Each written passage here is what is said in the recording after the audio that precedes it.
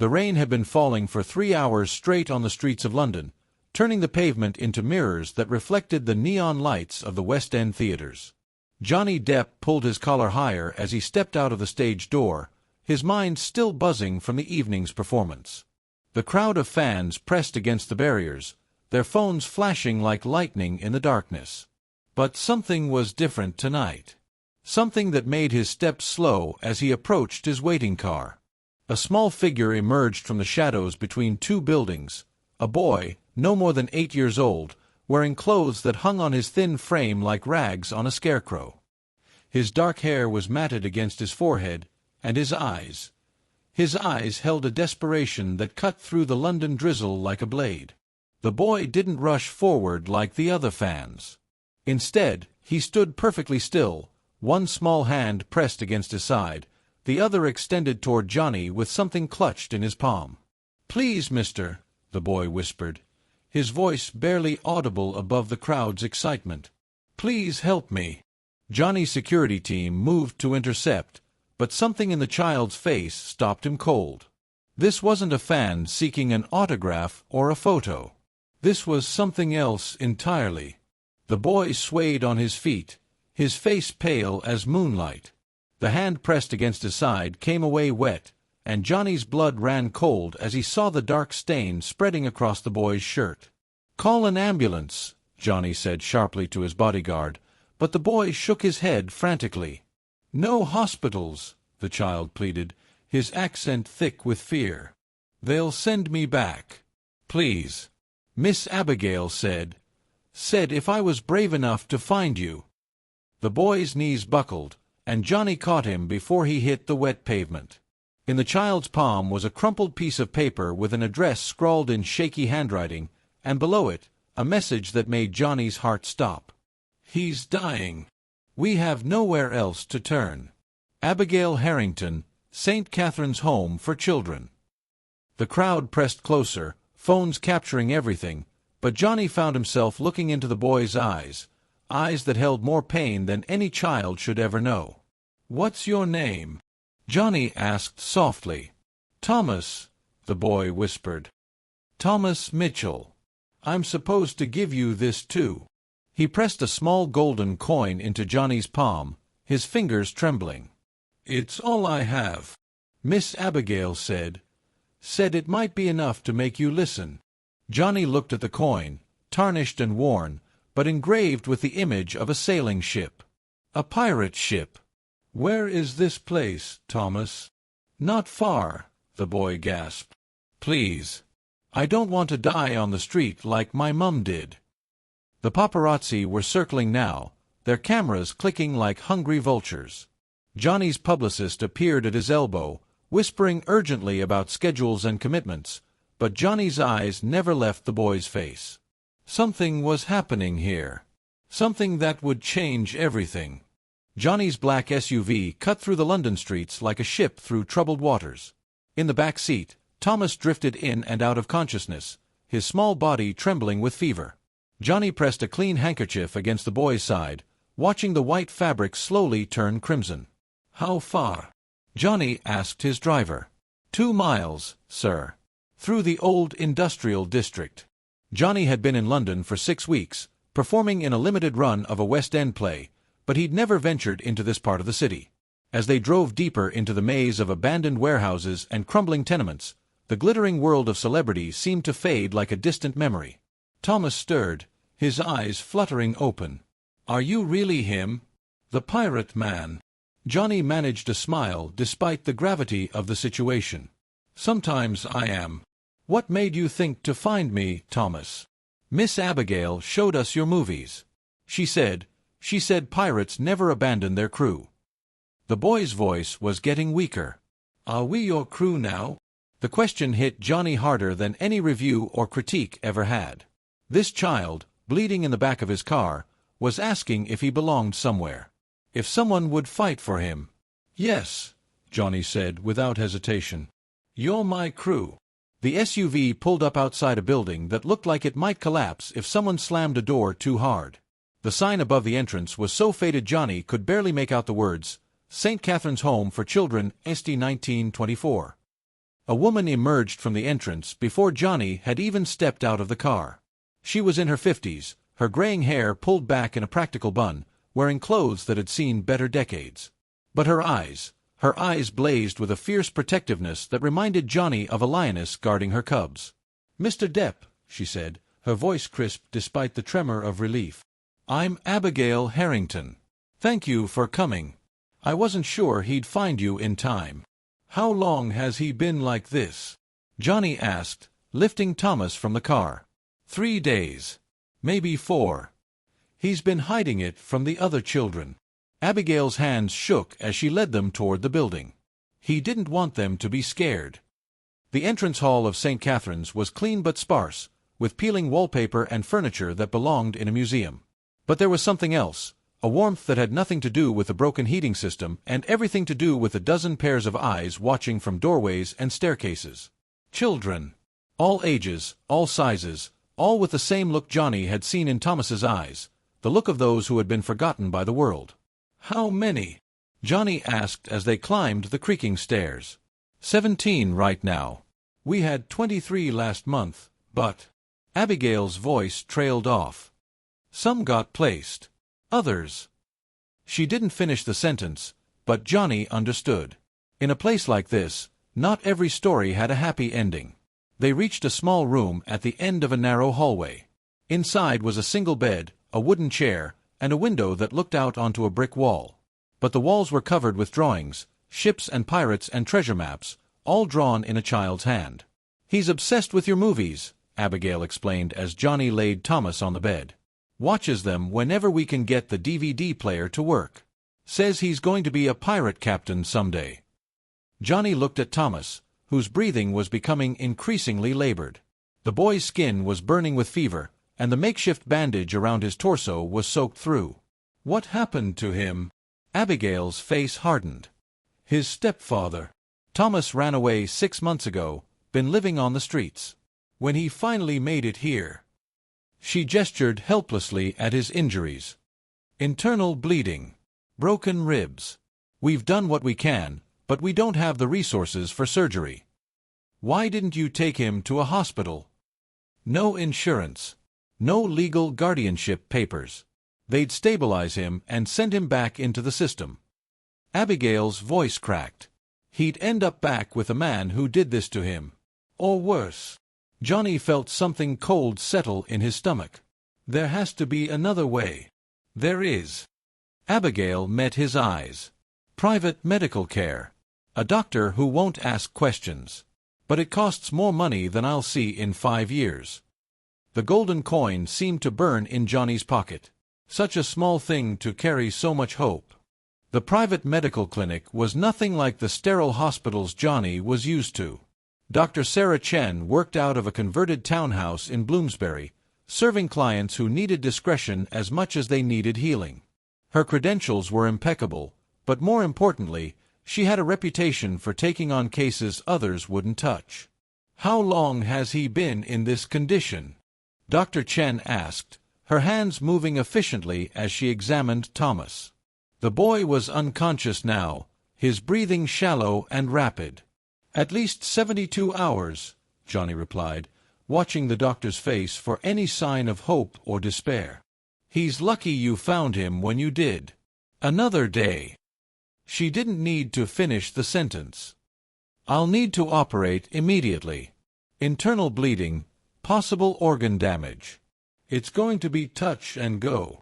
Johnny nodded, but Abigail grabbed his arm. "The cost dash." "Don't worry about the cost," Johnny said quietly. "Just save him." Dr. Chen looked between them. "I have to ask, are you his legal guardian?"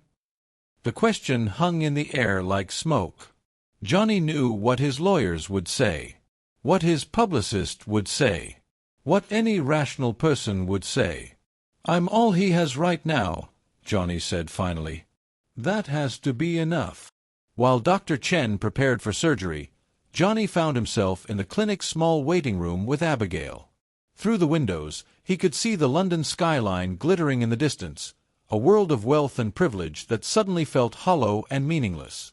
"Tell me about him," Johnny said. Tell me about Thomas. Abigail's eyes softened. His mother died when he was 5. Overdose. His father was never in the picture. His mother's boyfriend took him in, but... She gestured toward the operating room. You can see how that worked out. He ran away. Brave little thing. Lived in subway tunnels, abandoned buildings. Survived on charity and scraps for 6 months before he found us. When he arrived at St. Catherine's, he had frostbite and pneumonia, but all he talked about was how he'd found a treasure map in an old book and was going to sail away to become a pirate. Johnny smiled despite the circumstances. A treasure map. One of your movies. He watched it on a broken TV in a youth center. Said if he could just find Captain Jack Sparrow, everything would be okay. Abigail wiped her eyes. Children believe in magic, Mr. Depp. It's all they have sometimes. The operating room light stayed on for 4 hours. Johnny paced the waiting room like a caged animal, his phone buzzing incessantly with calls from his agent, his publicist, his manager. Each call represented thousands of dollars, missed opportunities, damaged relationships. But he couldn't bring himself to care. At some point during the long night, Abigail fell asleep in her chair. Johnny covered her with his jacket and continued his vigil. Outside, London slept, unaware that in a small clinic in Bloomsbury, a famous actor was learning what it meant to pray. The golden coin never left his hand. He turned it over and over, feeling the grooves of the pirate ship beneath his fingers. Such a small thing to represent such enormous hope. At 3 in the morning, Dr. Chen emerged from the operating room, her scrubs stained with blood. Johnny's heart stopped as he searched her face for answers. He's alive, she said, and Johnny felt his knees nearly buckle with relief. The surgery was successful, but he's not out of the woods yet. The next 24 hours will be critical. Johnny nodded, unable to trust his voice. He's asking for you, Dr. Chen added. He's been drifting in and out of consciousness, but every time he wakes up, he asks for the pirate man. Johnny followed her into the recovery room. Thomas looked impossibly small in the hospital bed, his face pale but peaceful. Tubes and wires connected him to various machines, but his breathing was steady and strong. As Johnny sat down beside the bed, Thomas's eyes fluttered open. They were clearer now, no longer clouded with pain and fever. "Did you keep it safe?" Thomas whispered. Johnny pulled out the golden coin. "It never left my side, mate." Thomas smiled, the first real smile Johnny had seen from him. "Good. That's your treasure now. Captain's orders. What kind of treasure is it?" "Hope," Thomas said simply. "Miss Abigail taught me that. She said hope is the only treasure that gets bigger when you share it." The hospital bed became Johnny's world. For 3 days, he rarely left Thomas's side, watching the boy fight battles that would have broken grown men. The media had caught wind of the story. Photos of Johnny entering the clinic had leaked, and speculation ran wild about his involvement with a mysterious child. But Johnny found he cared less about the headlines with each passing hour. His agent called 17 times on the second day alone. There were meetings to attend, contracts to sign, interviews to give. His absence was costing him money and damaging relationships that had taken years to build. "You can't save every broken child in the world," his publicist, Margaret, said when she finally cornered him in the clinic's hallway. "This is career suicide, Johnny. You're not this boy's father. You're not responsible for him."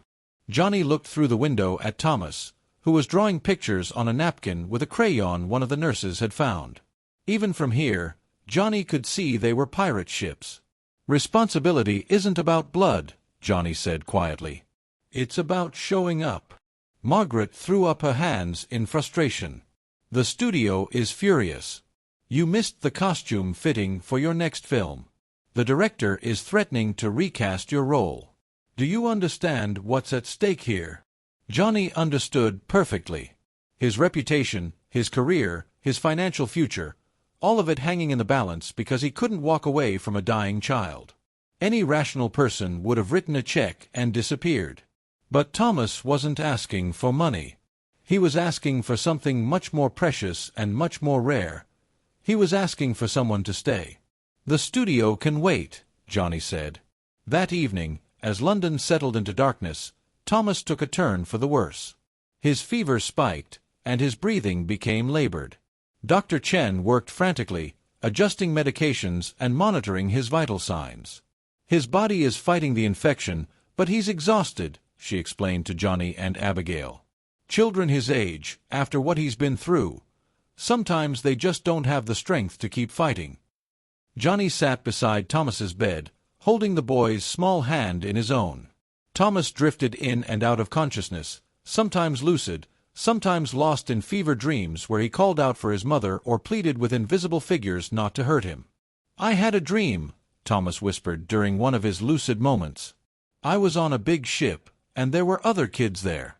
And we were all pirates together, and nobody could hurt us anymore." "What was the ship called?" Johnny asked. Thomas smiled weakly. "The Hope. And you were the captain, and we sailed to this island where kids like us could be safe." Johnny felt tears sting his eyes. "That sounds like a good dream." "It wasn't a dream," Thomas said with the certainty that only children possess. "It was real. I could see it." As the night wore on, other children from St. Catherine's began to arrive. Abigail had brought them, despite the late hour, because they'd refused to sleep until they knew Thomas was okay. They gathered in the waiting room, a motley crew of forgotten children, ranging in age from 5 to 16, all united by their love for the boy fighting for his life down the hall. Johnny found himself among them, listening to their stories. There was Emma, age 7, whose parents had died in a car accident and whose only remaining relative couldn't afford to keep her. Marcus, 14, who'd aged out of the foster system and had nowhere else to go. Little Sophie, barely 5, who spoke in whispers and flinched whenever someone moved too quickly. Each child carried invisible wounds that ran deeper than Thomas's physical injuries. But they also carried something else, a fierce loyalty to each other and to the woman who cared for them. "Miss Abigail says we're a family," Emma explained to Johnny with the matter-of-fact wisdom of the very young. "Not the kind you're born into, but the kind you choose." "And Thomas chose you too," added Marcus. "The minute you came to help him. That makes you family." Family. Johnny had been married and divorced multiple times, had struggled with relationships and commitment his entire adult life. But here, in a clinic waiting room at 2 in the morning, surrounded by children society had abandoned, he finally understood what family really meant. It meant showing up when someone needed you, even when it cost you everything. It meant staying when everyone else told you to leave. It meant fighting for someone, even when they couldn't fight for themselves. Dawn broke over London with the soft gray light that comes after rain. Johnny had dozed fitfully in the chair beside Thomas's bed, the golden coin still clutched in his palm. He woke to find Dr. Chen checking the boy's vital signs, her face unreadable. "How is he?" Johnny asked, his voice rough from exhaustion. "Better," she said, and the word hit Johnny like a physical blow of relief. "Much better. His fever broke an hour ago. His breathing is stronger. The infection is responding to the antibiotics." Johnny looked at Thomas, who was sleeping peacefully for the first time in days. The color had returned to his cheeks, and his breathing was deep and steady. "Will he?" "He's going to make it," Dr. Chen said with a smile. "He's a fighter, this one.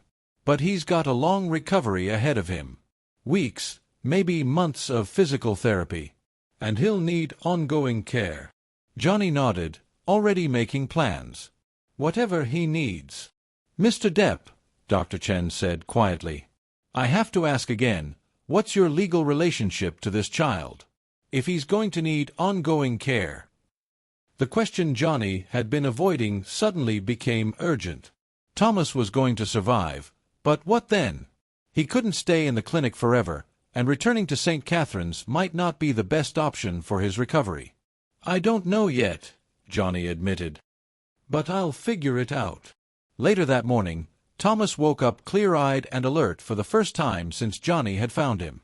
He looked around the room, taking in the flowers that fans had somehow tracked down and sent, the get-well cards from the other children at St. Catherine's, and Johnny's tired face. "You stayed," Thomas said, wonder in his voice. "Of course I stayed. Pirates never abandon their crew, remember?" Thomas smiled and held out his hand. Johnny placed the golden coin in his palm, but Thomas immediately pressed it back. "Keep it," Thomas said. "Captain needs his lucky coin." "What about your treasure?" "I found something better than treasure," Thomas said, his eyes bright despite his weakness. "I found someone who stayed." The words hit Johnny harder than any standing ovation ever had.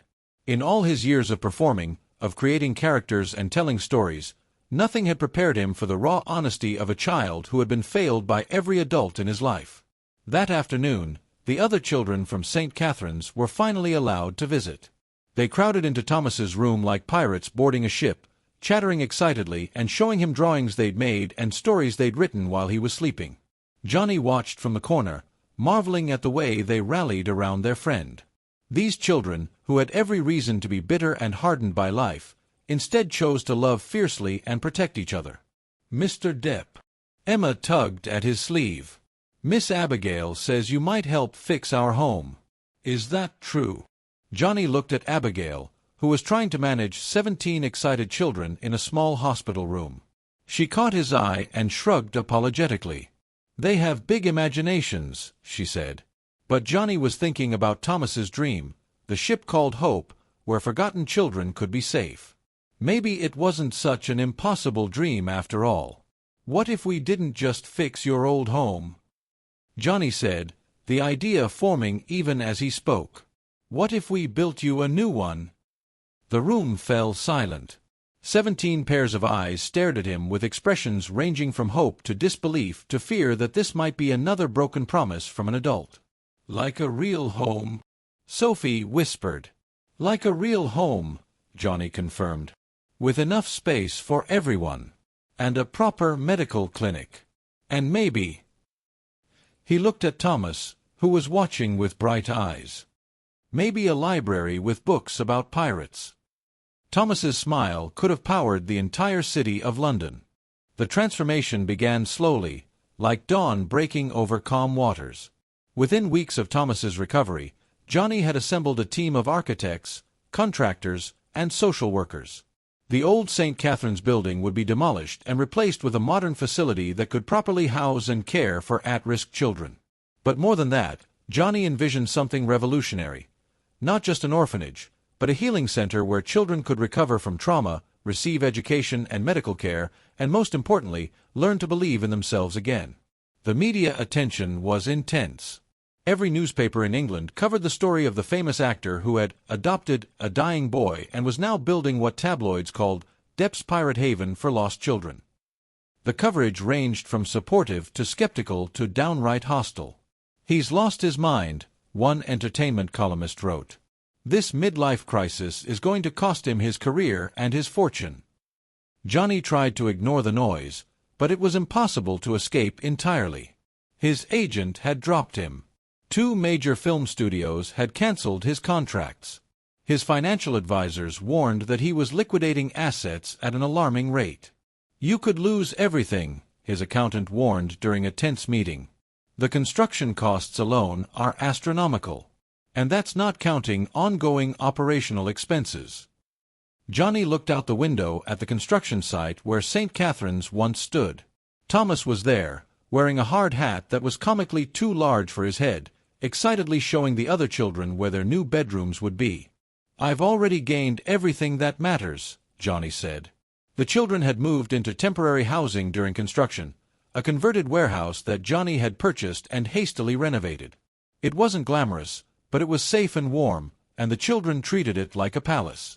Thomas had become Johnny's unofficial assistant, following him around the construction site and offering suggestions with the seriousness of a seasoned architect.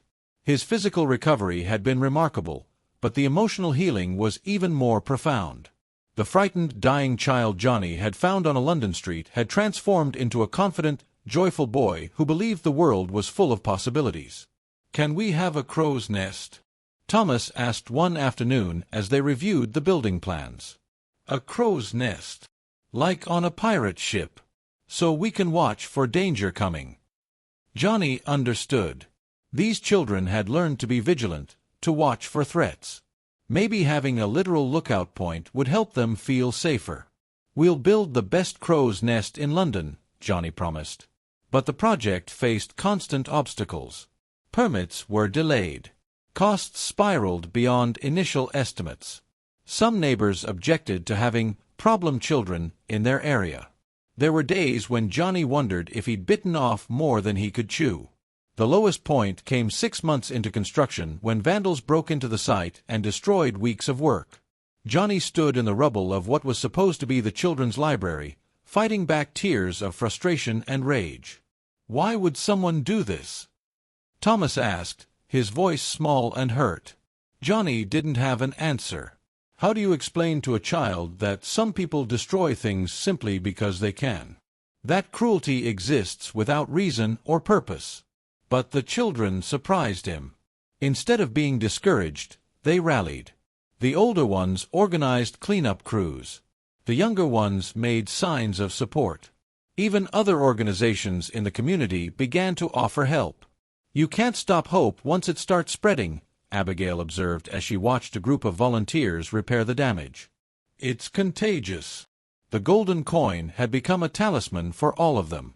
Johnny carried it during the day, but each evening he placed it on Thomas's bedside table. It was their shared treasure, a symbol of the promise they'd made to each other and to all the children who needed someone to believe in them. "Do you ever regret it?" Thomas asked one evening as they sat in what would soon be the new facility's common room.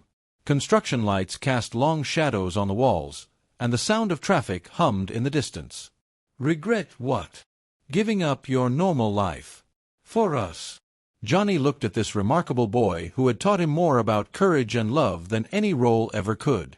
"Thomas, this is my normal life now. This is who I was meant to be." Thomas smiled and pressed the golden coin into Johnny's hand. "Then you're going to need this tomorrow. Big day, right?" Tomorrow, the new St. Catherine's would officially open its doors.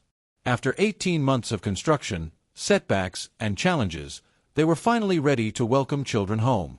Opening day dawned crisp and clear, with autumn sunlight streaming through the tall windows of the new St. Catherine's Home and Medical Center. Johnny stood in the main entrance hall, watching as 17 children explored their new home with the wonder of explorers discovering a new continent. The building was everything they had dreamed of and more.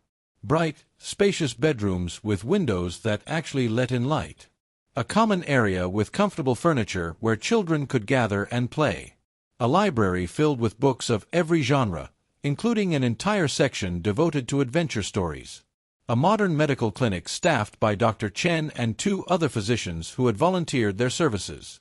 And yes, there was a crow's nest, a circular observation deck on the 3rd floor with windows facing in all directions, where children could keep watch over their domain and feel safe in their sanctuary. "It's like a castle," breathed Sophie, who was no longer the frightened waif who spoke in whispers. 3 months of therapy and consistent care had helped her begin to heal from whatever trauma had brought her to St. Catherine's. "It's better than a castle," declared Marcus, now 18 and preparing to age out of the system. But instead of facing the streets, he would be staying on as a counselor, helping newly arrived children adjust to their new home. "Castles are cold. This place is warm." Thomas had the honor of cutting the ribbon, using oversized scissors that were almost as big as he was. The local media was there, along with government officials and representatives from various children's charities.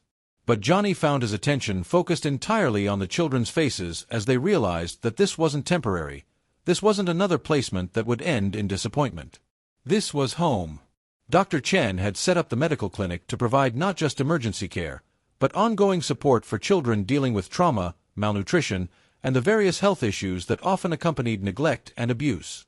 She had also partnered with local schools to ensure that every child received appropriate education, regardless of their background or previous academic experience. "We're not just housing children," she explained to a reporter. "We're healing them. Body, mind, and spirit." But the real magic happened in the smaller moments. Emma discovering that her new bedroom had built-in bookshelves and declaring that she would read every single book in the library. Marcus teaching younger children how to play chess in the common room. Sophie planting flowers in the garden, carefully tending to seedlings that would bloom in the spring. And Thomas, thriving in ways that seemed miraculous given where he'd started. He had grown several inches, his face had filled out with proper nutrition, and his eyes sparkled with mischief and joy instead of pain and fear. He had become the unofficial ambassador of St. Catherine's, greeting new arrivals and helping them settle in. "This is your room," Johnny overheard him telling a newly arrived 6-year-old girl. "And this is where we eat breakfast together every morning. And this is the crow's nest where you can go if you need to feel brave." The little girl looked around with wide eyes. "Is it safe here?" "The safest place in the world," Thomas assured her. "The pirate captain promised." Johnny felt a hand on his shoulder and turned to find Abigail watching the scene with tears in her eyes. "Look at him," she whispered. "6 months ago, I didn't think he'd live through the night. Now he's helping other children believe they can survive." "That's what hope does," Johnny said, fingering the golden coin in his pocket. "It multiplies." As the evening wound down and the media departed, the children gathered in the common room for their first official family meeting in the new building. They sat in a circle, with Johnny and Abigail and the other staff members joining them as equals rather than authority figures. "So what do we do now?" asked Emma, always practical. "We live," said Thomas simply. "We help other kids who need help. We learn stuff. We grow up to be good people. And we remember," added Marcus. "We remember that even when everything seems hopeless, somebody might show up. Somebody might care." Johnny looked around the circle at these remarkable children who had taught him that family isn't about blood or biology. It's about choosing to show up for each other, day after day, through good times and bad. "We also remember to pass it on," Johnny said. "To look for other children who need someone to believe in them. Because this isn't just about the 17 of us. This is about all the kids out there who are still waiting for someone to find them." Thomas nodded solemnly. "Like treasure hunters. But instead of looking for gold, we look for kids who need treasure." "What kind of treasure?" Sophie asked. "The same kind you gave me," Thomas said, looking directly at Johnny. "The treasure of someone who stays."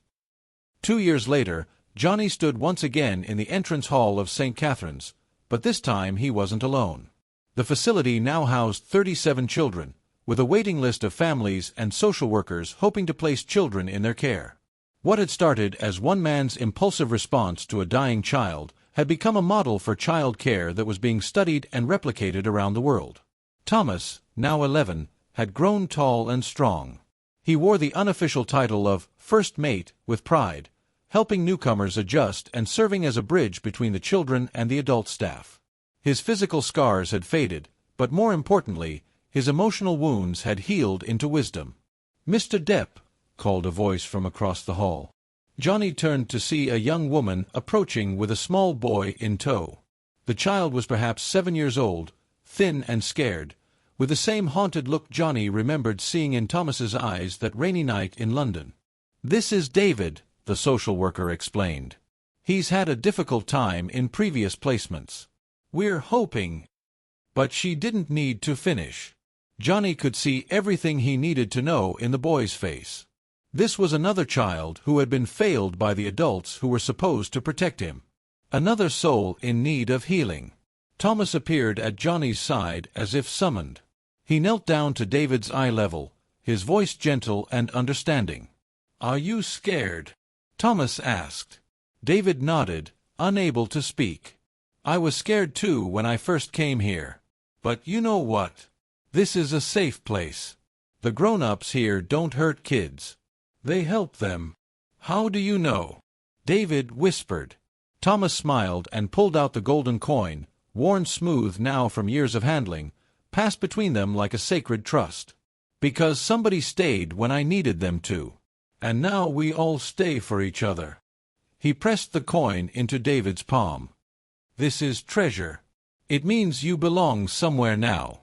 Johnny watched as David's fingers closed around the coin, his eyes widening with something that might have been hope. It was the same expression Thomas had worn that night outside the theater, when a frightened child took the greatest risk of his life by asking a stranger for help. The cycle was complete. The boy who had been saved was now doing the saving.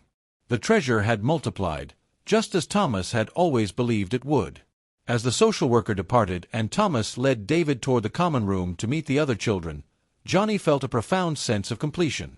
His career had recovered, his finances had stabilized, and the media had eventually moved on to other stories. But none of that mattered as much as this moment, watching a healed child offer healing to another.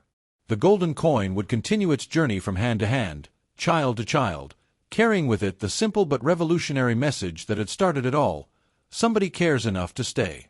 In the distance, London's lights twinkled like stars, and somewhere in the city, other children were waiting in the darkness, hoping that someone would see them, someone would stop, someone would choose to believe that their lives had value. The treasure of hope was still spreading, one child at a time, one act of courage at a time, one promise kept at a time. And in the crow's nest of St. Catherine's, a small brass plaque caught the evening light. Engraved on it were the words Thomas had spoken that first night: "Hope is the only treasure that gets bigger when you share it." The pirate ship called Hope had found its harbor at last.